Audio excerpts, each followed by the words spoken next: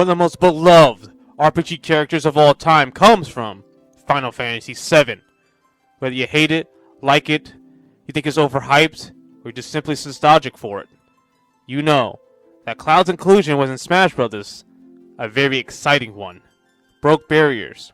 Probably not as much as Solid Snake, but whether or not you think Solid Snake and Cloud was the more surprising one, there's no doubt that Cloud's re-immersion into Ultimate was all the more exciting and painfully weird, as he only came with 2 spirits and 2 songs, and I believe there's a reason for this.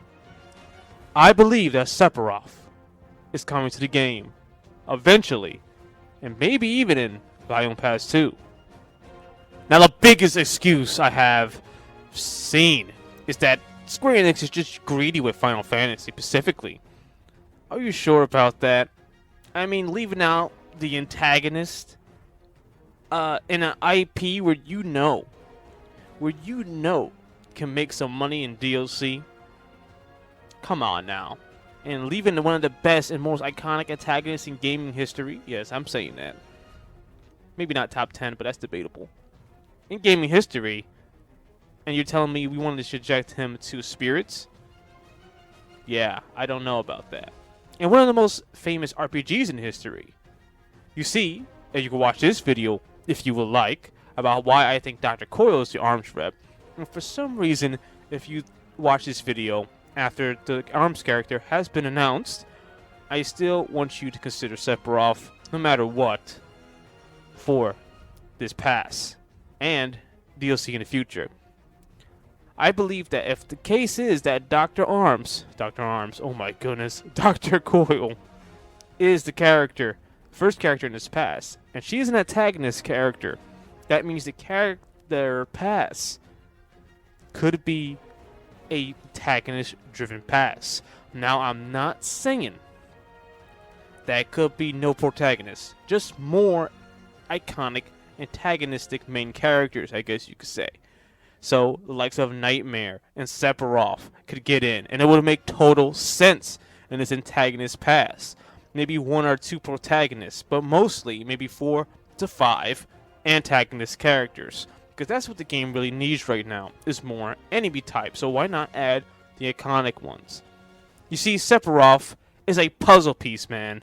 I'm telling you, they didn't put these spirits in for a reason, because they're going to add Sephiroth. Sephiroth, what does a DLC character do when they get in the game? They add a spirit board and a stage. Yes, 2 Final Fantasy VII stages, maybe a destroyed Midgard, coming along with the spirits that I showcased a little earlier. He's a puzzle piece, man. Why not add one of the most requested DLC characters from the Japan side of things into Smash Brothers? Let's take a deeper look into what he could do.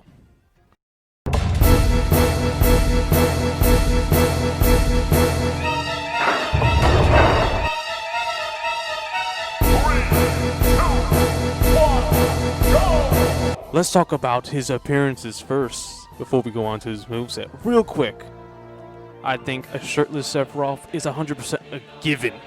But as far as his base goes, I think the one from Remake gotta be his base. But there is a special alternative I can see. Not to the shirt, but just plain alternative costume. The Kingdom Hearts appearance.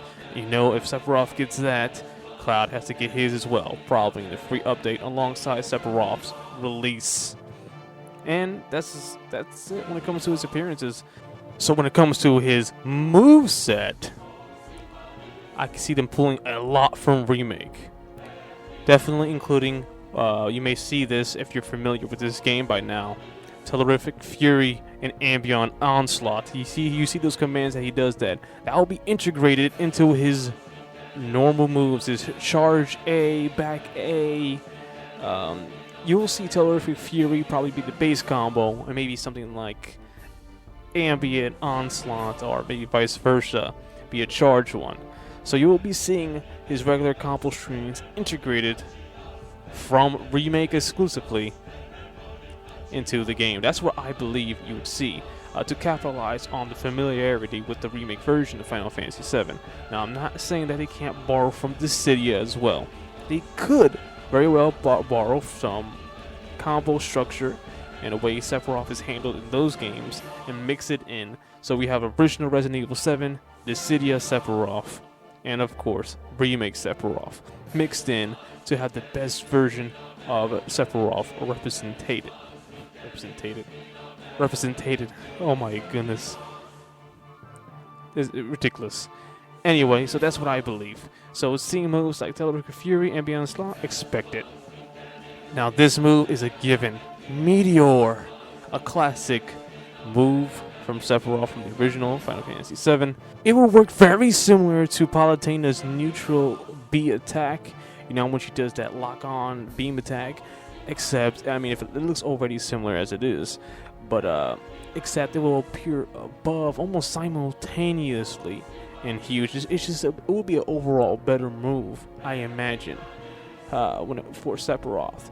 Now his Octa Slash will be, one of those classic anime moments when they do that one slash and then you wait a little bit and you get slashed up like a whole bunch of times right afterwards. That's exactly how I would see it in the Smash Brothers world. However, it will leave him open if you miss. So we have it's a risky move. Definitely not a bread and butter thing. Bread and butter thing. Hypernova is another one. A very huge thing coming from you. This huge blast coming towards your opponent. Very slow to activate, but you better watch out when he does activate it, because you can get seriously hurt. But it's pretty much his weakness is pretty much after the move is over. Of course, Hell's Gate, his devastating up B recovery. That looks cool and would look cool and do very well as an aftershock move. Not only is to hurt the opponent as he comes down, but if you're still on the ground, you can still potentially get hurt if you're not blocking. Now, something interesting you see here when he enters wing form. Now, this is where it gets interesting. This is what I think Sakurai and team would do. When he gets a certain amount of damage, when it's probably 80, maybe 90, 100%, he automatically gets a wing. And all his moves change. His forward B changes to Firewall. His down B changes to Shadow Flare. His up B changes to Heartless Angel. Like crazy stuff like that, making him just more dangerous as he gets hurt. His final smash can either be Divine Proclamation or, of course, Supernova, the classic. Of course, he would have to transform to Cypher Sephiroth to pull that off. And I think...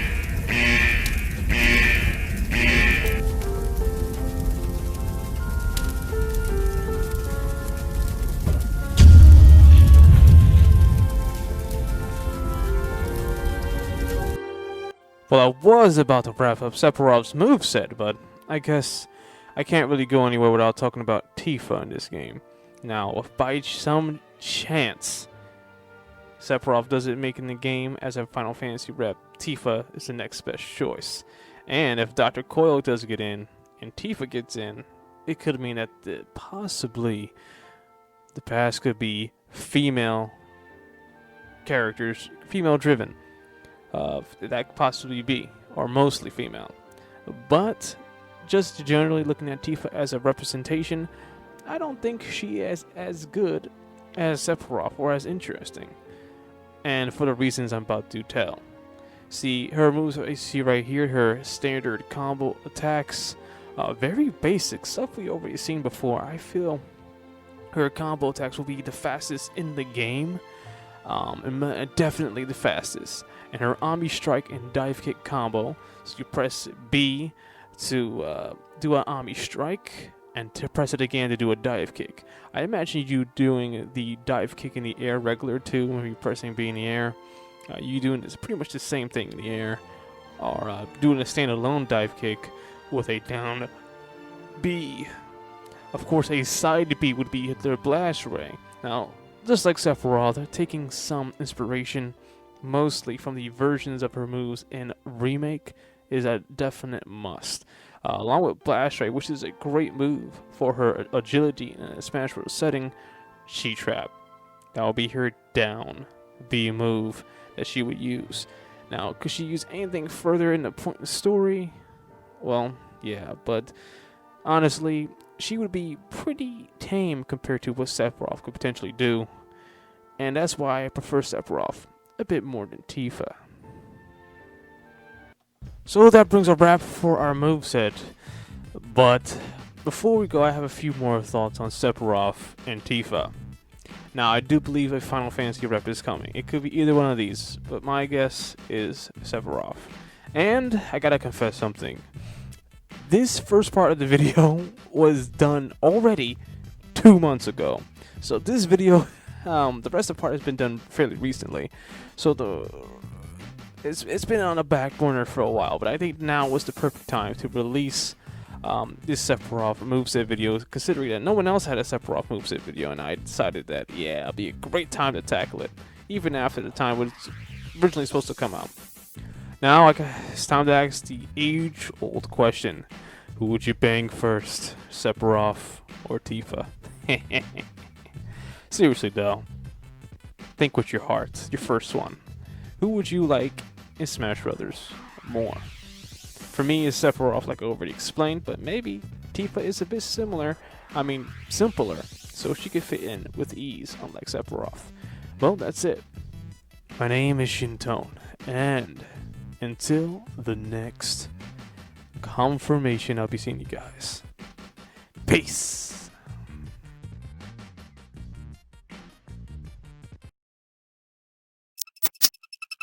Continue.